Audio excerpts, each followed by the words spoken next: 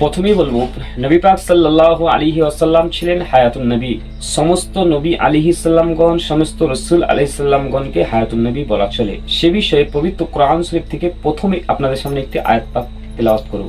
সূরাতুল বাকারা 154 নম্বর আয়াতে মহান আল্লাহিল আমওয়াত বা লা হিয়াউ ওয়ালাকিন লা তাশউরুন, যারা নিজেদের জীবনটাকে আল্লাহর প্রতি উৎসর্গ করে দিয়েছেন তাদেরকে তোমরা মৃত্যু বলো না, প্রকৃতপক্ষে তারা জীবিত, তাদের জীবিত থাকার বিষয়টি তোমরা উপলব্ধি করিতে পারবে না। এটা মহান আল্লাহ পাক আবার নিষেধ করে দিয়েছেন। এখানে শহীদ যারা হয়েছেন তাদেরকে উদ্দেশ্য করে আল্লাহ পাক বলিয়েছেন, কিন্তু প্রথমেই কিন্তু আল্লাহ পাকের দরবারে সর্বশ্রেষ্ঠ মর্যাদা বানাবেন নবী আলাইহিস সালাম গণেরা। তাহলে শহীদানদেরকে যদি আল্লাহ পাক মৃত বলতে মানা করে, তাহলে নবী আলাইহিস সালামদেরকে আপনারা কি মৃত বলবেন?